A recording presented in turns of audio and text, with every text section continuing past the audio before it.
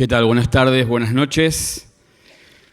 Qué bueno que tuvimos este tiempo de ofrenda y de canción, porque hablar de las adversidades después del carnavalito hubiera estado complicado, bajarlos de allí, de los aplausos y del ritmo, pero qué lindo poder cantar esto. No porque vayamos a hablar de un tema triste o malo, sino porque en medio de una conferencia de jóvenes, hablar de las adversidades, hablar de las pruebas, hablar del dolor.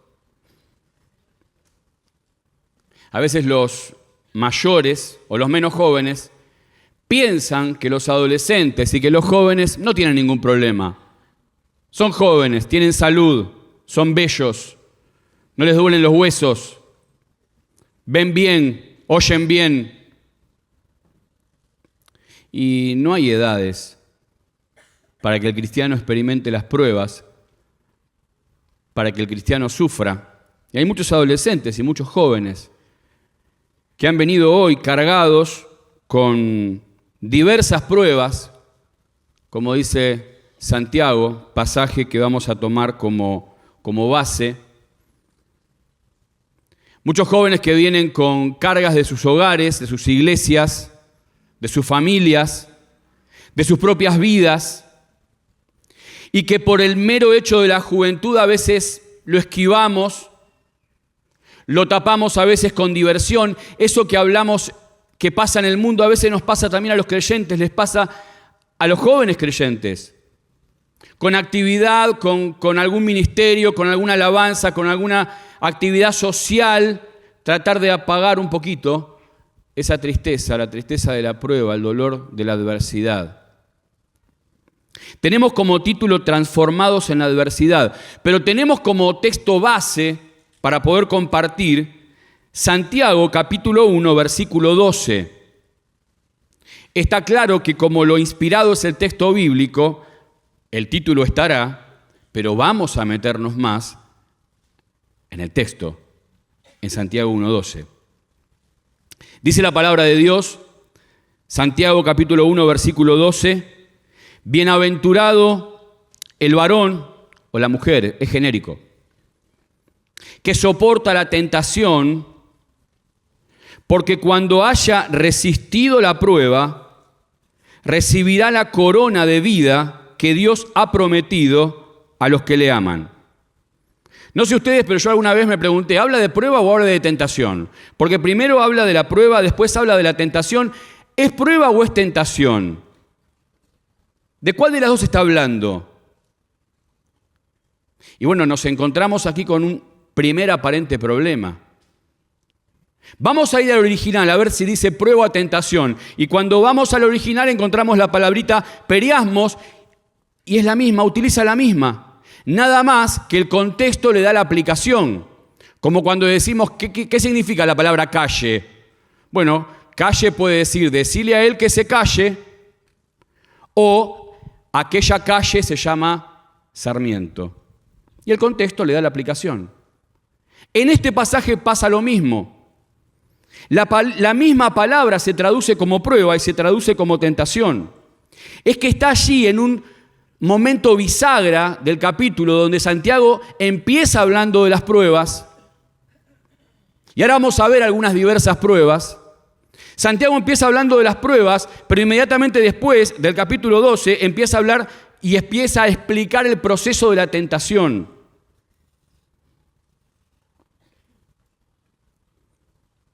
Por un lado tenemos las pruebas y las tentaciones. Pero dentro de las pruebas que algún joven puede estar padeciendo hoy, puede estar cargando hoy, encontramos también algunas características particulares, que a mí me encanta identificarlo o graficarlo con aquel mediodía en el Gólgota, donde había 3 cruces. Una cruz era la cruz del propósito, la cruz del medio. Esa cruz estaba siendo cargada, estaba siendo llevada, estaba sufriendo uno en esa cruz que no había hecho nada merecedor de ese castigo de esa carga, de ese dolor y de ese sufrimiento. No había hecho nada, no tenía culpa absolutamente de nada, era nuestro Señor. Sin embargo, estaba cargando esa cruz, por lo cual el Padre lo había enviado para cargar nuestros pecados. Había tres en la misma y exacta condición. Jesús en medio, la cruz del propósito. Era el dolor y el sufrimiento para lo que Dios iba a hacer. Una obra planificada, pensada por Dios, con propósito, con objetivo, y vaya qué propósito y vaya qué objetivo, que el de salvar nuestras almas. La cruz del propósito. A su lado había otra cruz. Era la cruz de la consecuencia. Allí uno de los ladrones dijo: a la verdad nosotros estamos pagando por lo que merecen nuestros hechos. Él estaba ahí porque había hecho todo lo necesario ante la ley para estar ahí. Era la cruz de la consecuencia. Había una tercera cruz. Era la cruz de la ignorancia. Nunca entendió nada. Estuvo allí, llegó allí por sus pecados. Tuvo al lado al Señor Jesús y le seguía diciendo: bájate y bájame. Él quería bajarse para seguir con su vida. La cruz de la ignorancia. Nosotros jamás deberíamos vivir nuestras adversidades de esta última manera. La cruz de la ignorancia, la adversidad, el dolor con ignorancia la viven las personas sin Dios, que creen que su suerte está ligada a los astros, que creen que su suerte está ligada al horóscopo, al universo, al destino, a lo fortuito, y no tienen esperanza ni en lo que disfrutan ni en lo que sufren. Y muchas veces recibimos a personas así que quieren que los bajen de su cruz, se acercan a nuestras iglesias personas que quieren que las bajen de su cruz, que las bajen de su problema, solamente para seguir viviendo su vida como la quieren vivir.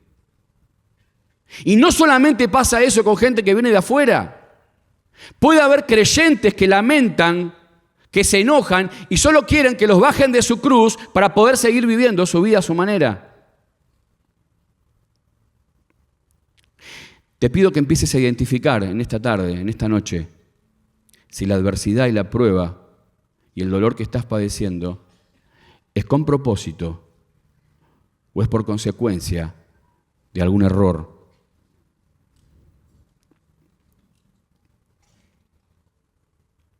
La adversidad del propósito es de la que empieza hablando Santiago, allí en los versículos 2, 3 y 4. Dice, capítulo 1, versículo 2, hermanos míos, tened por sumo gozo cuando os halléis en diversas pruebas, sabiendo que la prueba de vuestra fe produce paciencia. Produce paciencia. Es productiva, tiene un objetivo. Está buscando algo bueno. La cruz de la consecuencia es aquella que es producto de mis malas decisiones. Es justamente no querer cumplir el propósito de Él, sino el mío. Y debemos entender bien esto. Allí también vimos en la palabra y vemos en la historia cómo esa noche Jesús cambió una cruz de consecuencia en una cruz de propósito. Cuando este hombre mira a Jesús y le dice, Señor, acuérdate de mí cuando vengas en tu reino. Y el Señor ese día le dijo a este hombre que estaba allí por culpa de sus errores, de sus malas elecciones, hoy estarás conmigo en el paraíso. Pero decíamos en el versículo 2 al 4, Pablo comienza refiriéndose a las pruebas que envía y permite el Señor. Motivo de gozo, dice. Si ustedes repiten y repasan varios de los pasajes en la palabra de Dios, van a encontrar casi inexplicablemente para nosotros que siempre en la frase, en el texto, cerca de las pruebas viene el gozo. Está el gozo ahí metido. Y nos cuesta entenderlo, claro. Pero aquí el texto dice que el gozo viene una vez pasada la prueba. Es medio complicado experimentar vivir, pasar el proceso con gozo, con alegría. Lo dice el escritor a los Hebreos, allí en el capítulo 12, versículo 11, cuando habla de la disciplina, por ejemplo, otra cosa poco grata. Ayer Sebastián nos explicaba ese concepto de disciplina, pero lo que tenemos enquistado en nosotros no nos gusta, nos cuesta. Dice que ninguna disciplina al presente parece ser causa de gozo, pero el problema no. Lo importante es el fruto que va a dar, la consecuencia que va a dar. El proceso cuesta, pero es en pos de un objetivo. Y esto expresa también el apóstol Pedro en su primera carta, capítulo 4, versículo 12, y van a ver cómo en este texto vamos a encontrar el dolor o las cruces o las adversidades, las que mencionábamos recién, propósito, consecuencia e ignorancia. Miren lo que dice Pedro. Amados, no os sorprendáis del fuego de prueba que os ha sobrevenido como si alguna cosa extraña os aconteciese, sino gozaos por cuanto sois participantes del padecimiento de Cristo, para que también en la revelación de su gloria os gocéis con gran alegría. Si sois vituperados por el nombre de Cristo, propósito, sois bienaventurados, porque el glorioso Espíritu de Dios reposa sobre vosotros. Ciertamente de parte de ellos, Él es blasfemado, ignorancia, pero por vosotros es glorificado. Así que ninguno de vosotros padezca como homicida o ladrón o malhechor, o por entremeterse en lo ajeno. Consecuencia, padecer por todo eso. Pero si alguno padece como cristiano, no se avergüence, sino glorifique a Dios por ello. Los procesos son dolorosos. Ahora, dentro de lo que podemos analizar, ahora volviendo al pasaje central de Santiago 1:12, podemos también entender que la tentación, que no es enviada por Dios, luego lo va a aclarar Santiago, no es enviada por Dios, pero sí es una prueba en sí misma. Dios no la envía, pero Dios la observa. Y tanto el que soporta, el que supera, el que no cae ante la tentación o ante la prueba, dice el texto, va a recibir la corona de vida. Y ya me adelanto, si dejáramos el texto ahí, sería una cosa, pero el texto sigue.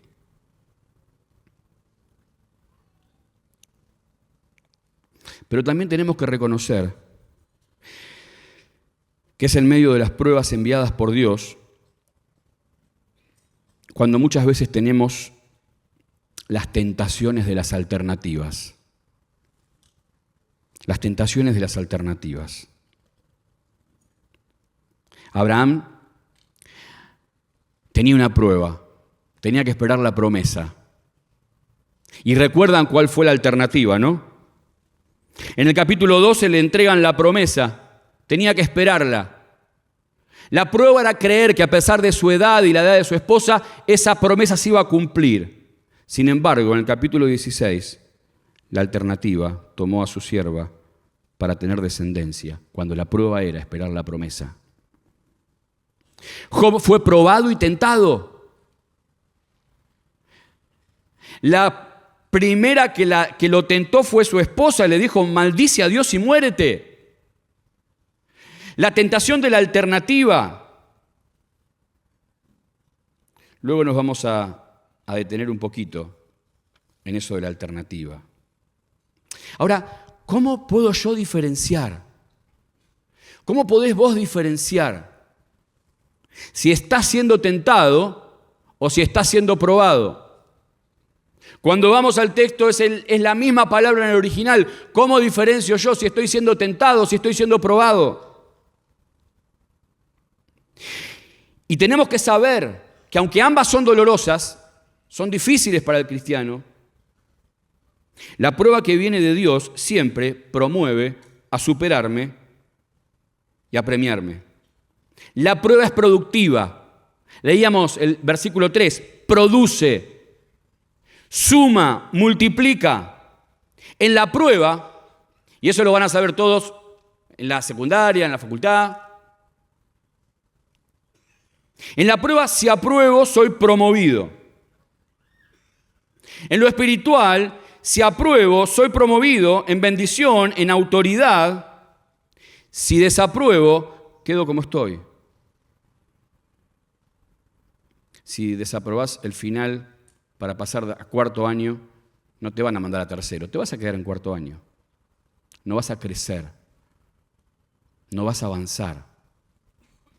Ahora, la tentación que viene de Satanás o de mi propia concupiscencia, que es este segundo, el enfoque en el cual se centra Santiago, tiene como fin dañar, herir y distanciarme de Dios. La tentación resta y divide. La prueba suma y multiplica. En la tentación, si apruebo, quedo como estoy. Limpio, obediente, afirmado, aprobado. Si desapruebo, pierdo mi bendición, pierdo mi firmeza, pierdo autoridad, pierdo paz, pierdo gozo, pierdo alegría. Aunque observamos, como les decía recién, que en el pasaje se enfoca específicamente no en la tentación que viene de afuera, la del mundo, la del sistema, la de Satanás, sino la que nace en el fondo de nuestro corazón, esta palabrita concupiscencia, esta naturaleza caída que aún está en nosotros. Nace de nuestro interior. Por eso en el versículo 13, Santiago aclara que Dios no tienta, no puede ser tentado, ni Él tienta a nadie. Muchas veces, aquellos padecimientos, aquellas aflicciones que estamos sufriendo, no le podemos echar la culpa a Dios y a veces tampoco le podemos echar la culpa al diablo, por más malo que sea. Nosotros solitos nos buscamos problemas, nos buscamos dolores y nos buscamos sufrimiento. Eso no quiere decir que nuestro enemigo, el enemigo de nuestras almas, esté siempre atento para ver cuándo nos ve, aún en medio de una prueba enviada por Dios, tentando, y allí puede aparecer alguna persona cercana, algún amigo, a decirte, ¿ves? Mirá cómo te va. Mirá, sos cristiano y mirá lo que tenés. Mirá lo que te pasa. Mirá qué bien que la paso yo. Y Satanás sabe muy bien. El enemigo de nuestras almas conoce muy bien nuestra debilidad, conoce nuestra naturaleza desde Edén. Que cuando entra el pecado, nosotros huimos, nos alejamos y nos escondemos. Ahora, fíjate bien que Dios no condena ni desaprueba que seas tentado, ni mucho menos que seas probado, claro está. O que sientas esta inclinación al mal. El mismo apóstol Pablo, allí en Romanos capítulo 7, dedica varios versículos a contar, a abrir su corazón y a decir cuál era su lucha interna, la lucha con la cual se levantaba todos los días. El bien que quiero hacer, eso no hago, el mal que no quiero hacer, eso hago. Y tengo esta ley en mis miembros, esa lucha. Y esa lucha la tenía el apóstol Pablo. ¿Cómo no la vas a tener vos? ¿Cómo no la voy a tener yo? Ahora, Satanás también es muy astuto para presentarnos las alternativas. Vos vas a entender la palabra, el concepto alternativa, si le cambio solamente una palabra, alternativo.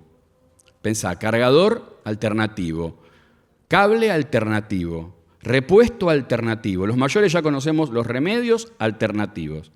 ¿Y qué pasa con eso? Bueno, son más baratos, tienen menos costo, sirven para salir del paso, pero al final duran poco, no funcionan bien y me terminan estropeando el dispositivo.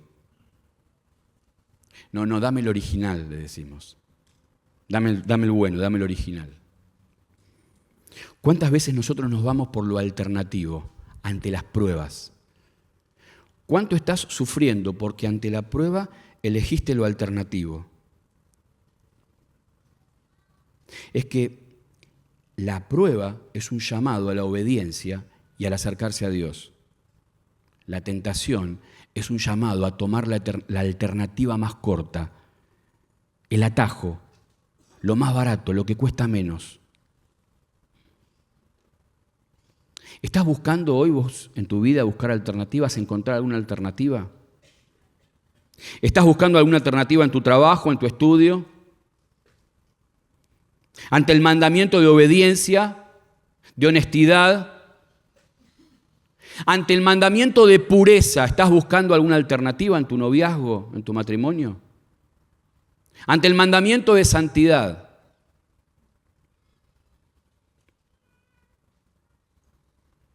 Cuidado, si pasás las páginas de la Biblia vas a ver cómo terminaron todos aquellos que tomaron alternativas, a menos que Dios no hubiera obrado por su misericordia. Ahora, hay otra palabrita también, que cuando la masticamos un poquito más, nos trae luz para poder entender un poquito esto de padecer, de sufrir las adversidades. Aquellas pruebas que Dios envía, aquellas pruebas que Dios manda, aquellos momentos de tentación, aquellos momentos de dolor porque yo me la busqué, porque elegí mal, porque desobedecí, aunque me hayan advertido, aunque me lo hayan dicho, aunque lo sabía en la Biblia, dije, dame el alternativo, que es más barato, cuesta menos y es más rápido. Y es la palabrita soporta. Y la palabrita soporta, dóquimos, nos aleja del concepto que nosotros tenemos de soportar algo. Esta idea nos aleja y por eso también muchas veces fracasamos y caemos en la tentación o rechazamos la prueba, nos alejamos de Dios enojados por la prueba que nos dio. Y dóquimos es esperar, soportar fielmente. No enojados con Dios, no resignados, no aguantándome para que no se enteren, para que no se haga público por la condena social y anidando, guardando en el corazón ese pecado. Dóquimos es aquel que espera siendo fiel. Pero Santiago nos da una pista más. Nos da un concepto más. ¿Cómo podemos, en medio de la prueba y en medio de la tentación, ser transformados en lugar de ser conformados? Y podemos decir también al pasar que la prueba tiene como objetivo transformar nuestra naturaleza, pero la tentación tiene como objetivo conformar nuestra naturaleza, amoldarnos, como ayer escuchábamos. Miren si hubiéramos leído el pasaje hasta acá, acompáñenme, capítulo 1, versículo 12. Bienaventurado el varón que soporta la tentación, porque cuando haya resistido la prueba, recibirá la corona de vida. Punto. Si la leemos hasta ahí, bueno, hay que aguantar como sea. Hay que soportar como sea. Hay que bancársela, morder los dientes, seguir para adelante. Pero el texto sigue y dice, recibirá la corona de vida que Dios ha prometido a los que le aman. El amor, a los que le aman, dice. Y el amor sigue siendo la clave, como todo, en la vida cristiana. Porque cuando vamos a Juan 3:16 dice, porque de tal manera miró Dios al mundo, no dice así. Tampoco dice porque de tal manera examinó, evaluó. Tampoco dice porque de tal manera le dio tanta lástima a Dios, le dio no sé qué a Dios. Dice porque de tal manera amó Dios al mundo. Y Santiago, inspirado por el Espíritu de Dios, nos dice que el secreto para decir no a la tentación, que el secreto para soportar la prueba sin estar enojados, sin estar alejados, sin estar resignados, sin estar tristes, deprimidos, es el amor. Es que cada vez, y esto te va a pasar muchas veces en el día, cada vez que transito el proceso de la prueba y Dios quita, Dios hiere, Dios guarda silencio y lo que anhelo no llega, es una oportunidad y es una prueba de amor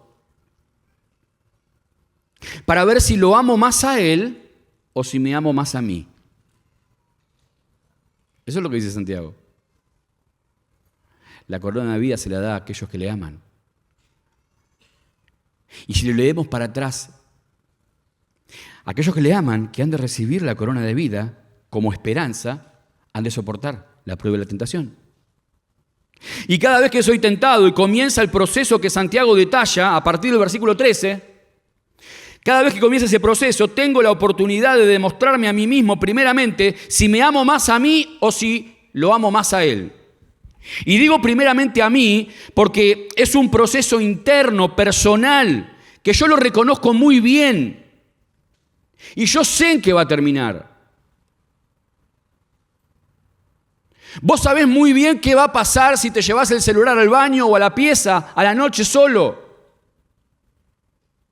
Vos sabés muy bien qué va a terminar pasando cuando estés solo o sola con él o con ella. Vos sabés lo que va a pasar y no lo parás. Porque amás eso. Porque te amás más a vos que a Él. Yo no sé si, y obviamente la palabra de Dios se aplica a todos los corazones, pero queremos enfocarnos especialmente en nuestros jóvenes, que sí tienen pruebas, que sí están preocupados, que sí están cargados, que sí muchas veces les cuesta dormir por alguna preocupación en casa, con los padres, con los hermanos.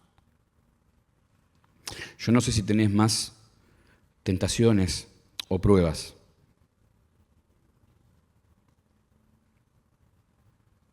Lo que sí sé, a la luz de la palabra de Dios, que si no amo a Dios, si lo amamos a Dios, no vamos a superar ninguna de las dos. No vamos a poder superar ninguna de las dos.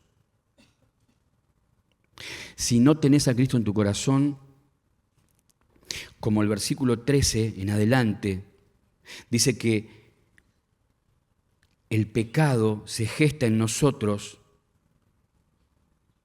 da a luz la muerte. Una vez que lo practicamos, una vez que lo llevamos adelante, si no tenés a Cristo en tu corazón, sabe que ese pecado te aleja de Dios y te condena para toda la eternidad. Ese Jesús que dio su vida en la cruz, el amor a Él es aquel que nos aleja, que nos hace decir que no, que nos hace decir basta. Ahora, si ya tenemos a Cristo en el corazón y somos parte de los renacidos, mirá lo que dice el versículo 18, Él de su voluntad nos hizo renacer por la palabra de verdad para que seamos primicias de sus criaturas. Ser especial. Y porque sos especial para Dios, porque sos una primicia para Él, Él no quiere que te ensucies, Él no quiere que te embarres, Él no quiere que te lastimes a vos mismo cediendo al pecado. Sí quiere probarte para que crezcas, para que seas promovido.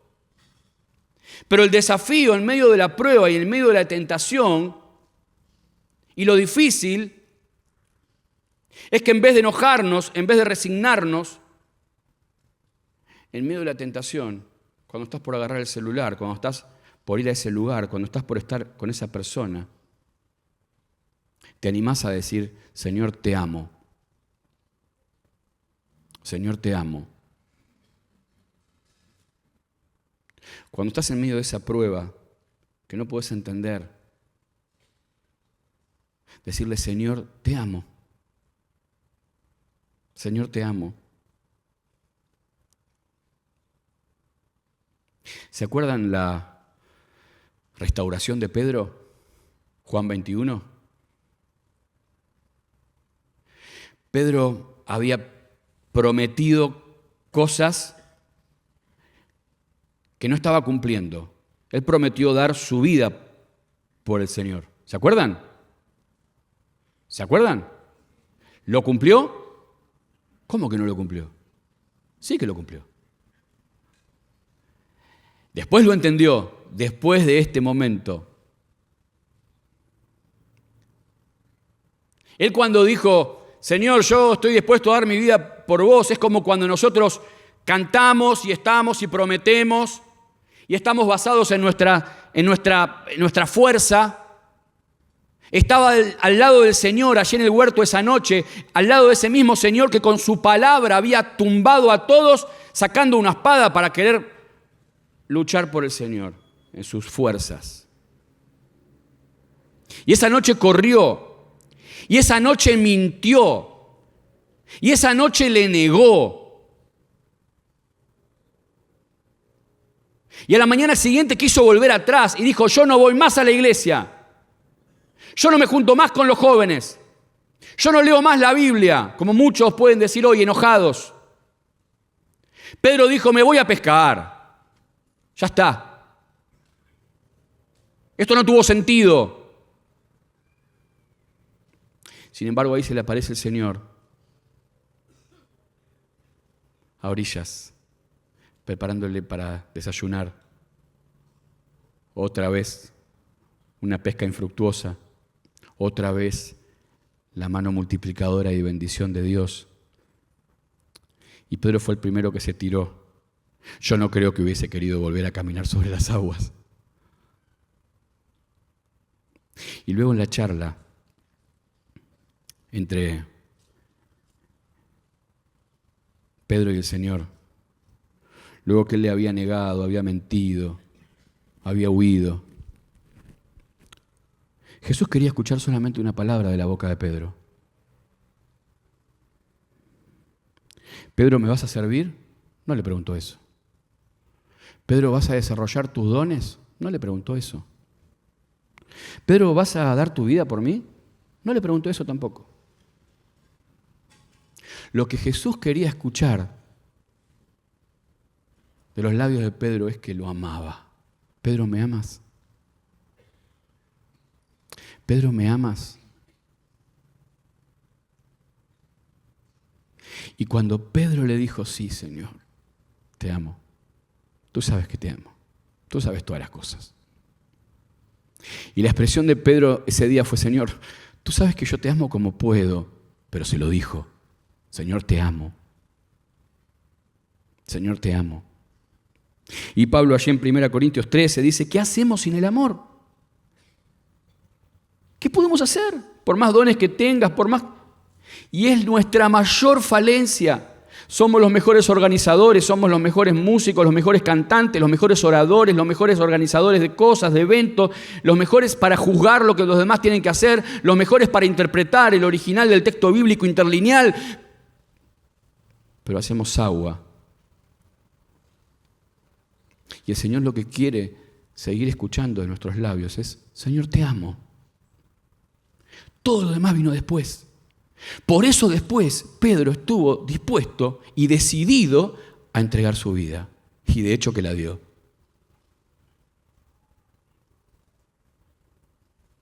Podés seguir cantando, podés seguir sirviendo, podés seguir estudiando, podés seguir ministrando. Pero si no estamos dispuestos a decirle al Señor con un corazón abierto, Señor, te amo, tú sabes todas las cosas. En medio de la tentación, Señor, yo te amo más a vos que a mí, así que no lo voy a hacer. Todos los demás métodos vos ya sabés que fallaron.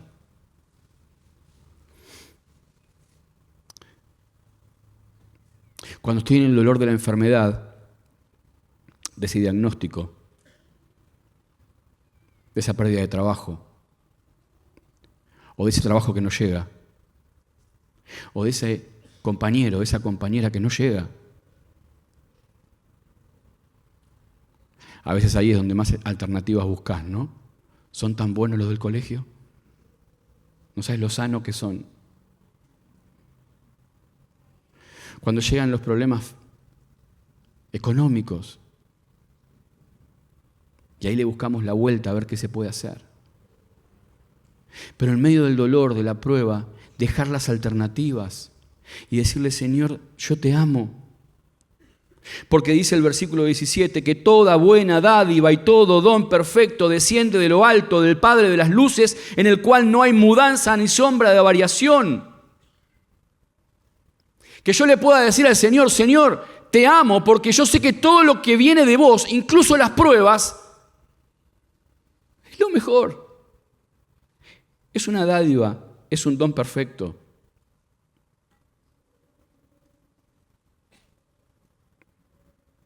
Yo recuerdo mi oración, quizás el momento de mayor prueba en mi vida, cuando a mis 18 fallece mi papá, yo ahí sentado en una escalera en el hospital, decía, Señor, vos sabés muy bien, así, vos sabés muy bien que no vamos a poder seguir sin Él. Vos lo sabés muy bien. O sea, Dios tenía que estar de acuerdo conmigo. Vos sabés muy bien eso. Y a veces le decimos a Dios, Señor, vos sabés muy bien por qué pasa esto, vos sabés muy bien lo que lo necesito, vos sabés muy bien que lo estoy esperando, lo estoy anhelando, lo estoy necesitando. ¿Por qué, Señor, si vos sabés muy bien la necesidad que tengo? A la semana el Señor se lo llevó. Estuve enojado un buen rato. Ese enojo me mandó a cometer varias macanas. Como quizás las macanas que estás cometiendo por estar enojado. Pero cuando yo en medio de la prueba le digo, Señor, te amo, porque yo sé que todo lo que viene de vos es bueno. Toda es una dádiva perfecta del Padre de las luces, en el cual no hay sombra de variación, el cual no cambia. Cuando yo le digo al Señor, te amo en medio de la prueba, y cuando yo le digo al Señor, te amo antes de caer en la tentación, en el pecado, ahí se cumple la promesa del versículo 12. Recibirá la corona de vida que Dios le ha prometido a los que le aman. Esa es la condición.